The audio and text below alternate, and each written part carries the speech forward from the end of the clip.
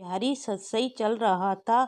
ये बिहारी सतसई में जो आरपीएससी फर्स्ट ग्रेड है उसके अंतर्गत आपके सिलेबस में 20 दोहे लगे हुए हैं और आरपीएससी सेकंड ग्रेड में भी 20 दोहे लगे हुए हैं, जबकि कॉलेज लेक्चरर में 25 दोहे लगे हुए हैं। इसलिए हम 25 दोहे पूरे पढ़ेंगे, उसके बाद इसकी प्रश्नोत्तरी कराई जाएगी। तो 21वां दोहा देखते हैं, इसमें बिहारी क्या कहते हैं। यह जगन्नाथ दास रत्नाकर द्वारा प्रस्तुत की गई है। बिहारी सतसई की व्याख्या का जो सिलेबस में लगी हुई है वो जगन्नाथ दास रत्नाकर वाली लगी हुई है। तो 21वां दोहा देखते हैं, इसमें बिहारी क्या कह रहे हैं। जम करी मुँह तर हरि परचौ, इही धरी हरि चित लाभ, विषय तृष्णा पर हरि अजो नर हरि के गुण गाव।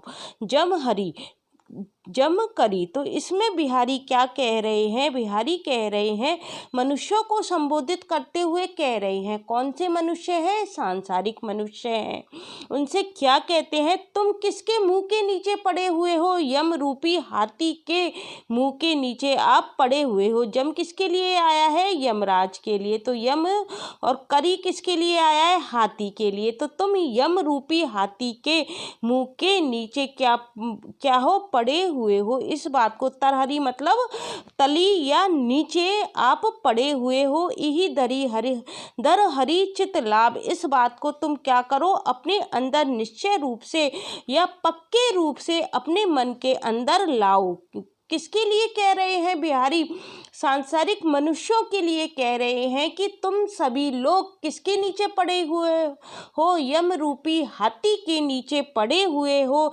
इसलिए तुम अपने चित्त के अंदर, अपने मन के अंदर इस बात को पक्का या निश्चय धारण करो। और क्या करो इसके लिए? विषय तृष्णा पर हरि अजो, तुम क्या करो, आपके अंदर जो विषय रूपी तृष्णा है, जो आपके अंदर क्या है, जो विषय तृष्णा है, उसको छोड़कर तुम किसके गुण गाओ? नरहरि ईश्वर के गुणों का क्या करो? गान करो। इस बात को कौन कह रहे हैं? बिहारी कह रहे हैं।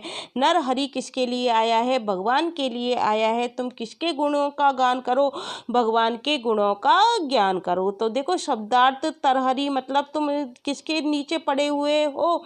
यमरूपी हाथी के मुंह के नीचे पड़े हुए। धरहरि मतलब पक्का, निश्चय या धारण करो। नरहरि मतलब भगवान के तुम गुण गाओ। तो व्याख्या कहते हैं, कवि अपने आप से ही कह रहा है कि तुम किसके नीचे पड़े हुए हो? तुम यम रूपी हाथी के मुंह के नीचे तुम सांसारिक मनुष्य पड़े हुए हो। इस निश्चय को तुम अपने मन के अंदर लाओ और अब क्या करो? विषय तृष्णा छोड़कर किसके गुणों का ज्ञान करो? नरहरि भगवान के गुणों का क्या करो? गान करो, गायन करो। तो इसमें विशेष में हम क्या कह सकते हैं, किसकी व्याख्या की गई है? भक्ति की व्याख्या की गई है। और नीति क्यों है? नीति संबंधित बात की गई है कि तुम विषय और तृष्णा को अपने अंदर से निकाल दो। तो ये बातें किस में आती हैं?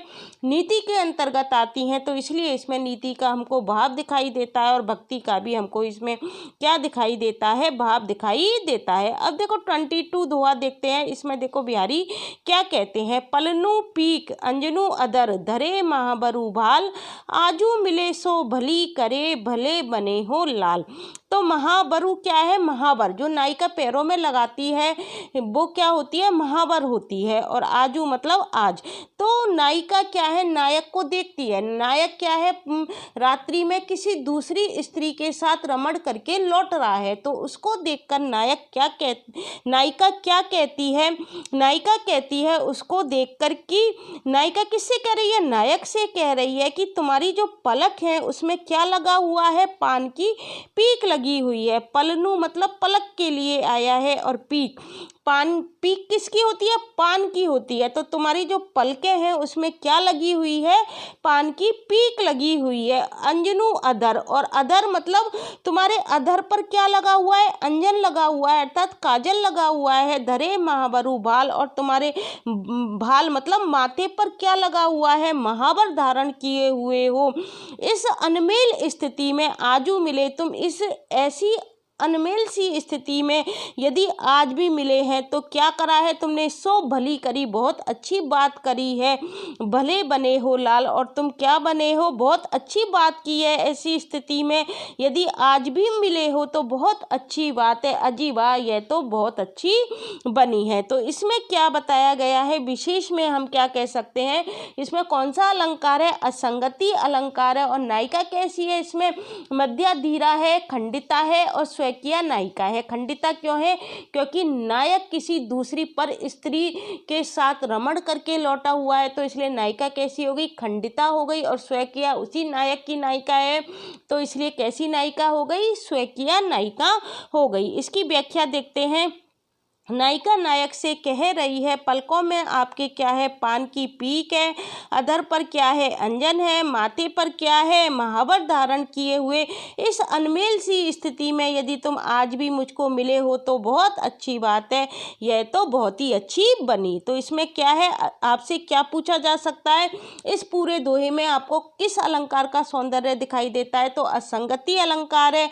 और नायिका कैसी है, मध्या धीरा खंडिता स्वकीय नायिका है। तो आपसे नायिका से संबंधित क्वेश्चंस पेपर में ज़्यादा पूछे जाते हैं। अब देखो 23 दोहा देखने जा रहे हैं। इसमें देखो बिहारी क्या कहते हैं, लाज गर्व आलस उमंग भरे नैन मुस्कात राती रमी रति देती कही और प्रभा प्रभात। तो देखो इसमें नायिका क्या कहती है, ये 23 दोहा है। लाज गर्व आलस उमंग, ये 25 नहीं है, ये कौन सा दोहा है, 23 है। राती रमी मतलब रात की रमी हुई। लाज गर्व आलस उमंग भरे नैन मुस्कात। प्रातः काल क्या होता है, जब नायिका उठती है तो नायिका के जो नेत्र होते हैं उसकी विलक्षण शोभा को देखकर सखी क्या कहती है, सखी रात का अनुमान करके किससे कह रही है, नायिका से कह रही है। लाज गर्व आलस उमंग भरे नैन मुस्कात, सखी क्या कह रही है, नायिका से अनुमान कर कहती है कि लाज गर्व आलस्य और उमंग से भरे तेरे नेत्र क्या कर रहे हैं, मुस्कुरा रहे हैं। राती रमी रति देती कही और प्रभा प्रभात, मुस्कुराते हैं, इससे तेरी कुछ और ही शोभा बन गई है। यह तो रात की रमी हुई रति का क्या कर रही है, बयान कर रही है। राती रमी रति देही कही, यह किसका बयान कर रही है, रात की रमी हुई रति का बयान कर देती है। और ये प्रभा प्रभात, और इससे तेरी कुछ और ही शोभा बनती है। प्रभा प्रभात मतलब और कुछ ही शोभा बन रही है। तो प्रातःकाल नायिका के नेत्रों की विलक्षण शोभा को देख सखी किसका अनुमान करती है, रात का अनुमान कर कहती है कि जो तेरे ये नेत्र हैं, गर्भ आलस्य और उमंग से भरे तेरे नेत्र क्या कर रहे हैं, मुस्कुरा रहे हैं, इससे तेरी कुछ और ही शोभा बन गई है। यह किसका बयान कर रही है, रात्रि में रमी हुई रति का बयान कर देती है। तो इसमें आपसे पूछा जा सकता है विशेष में किस प्रकार की नायिका का वर्णन किया गया है।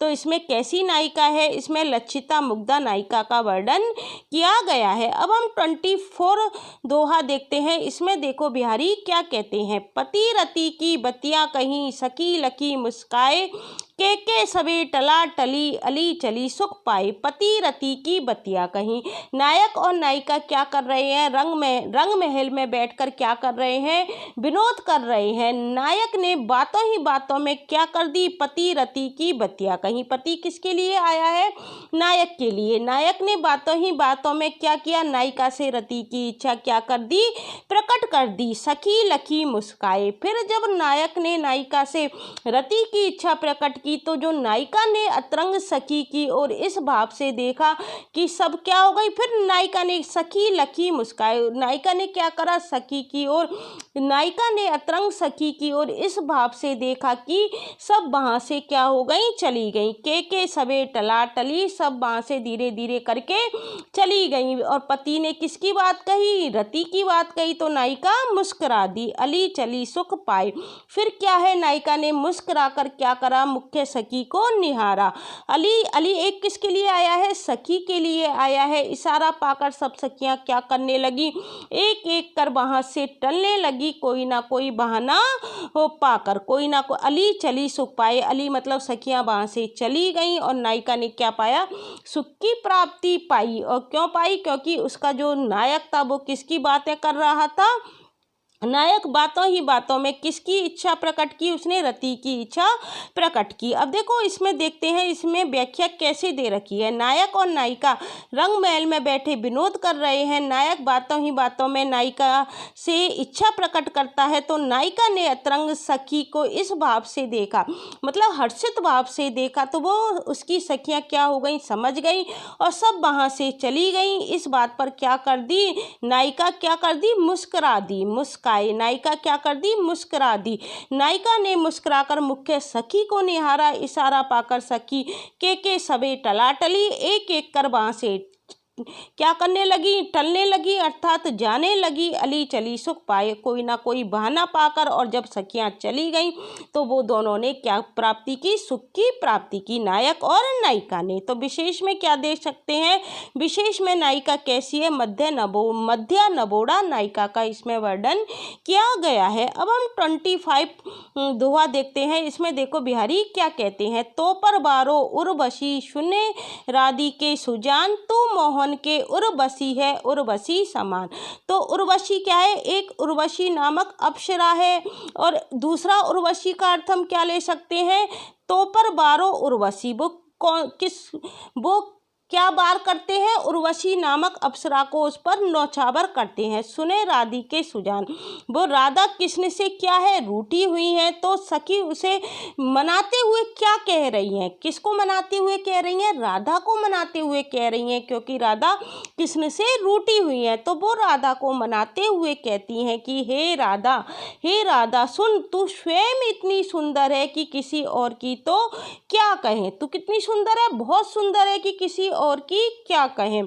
तो पर बारो उर्वशी, तुझ पर तो क्या है, उर्वशी नामक अप्सरा भी क्या है, तो पर बारो नौछावर है। तू मोहन के उर्वशी, तू तो क्या है, मोहन के हृदय में बसी हुई है, और उर्वशी समान, फिर कोई दूसरी बात कैसे टिक सकती है। तू मोहन के उर्वशी, इस उर्वशी का अर्थ क्या है, तू मोहन के हृदय में बसी हुई है, और उर्वशी समान, और हृदय में पहनने का आभूषण भी होता है, एक उर्वशी क्या होता है, एक आभूषण भी होता है।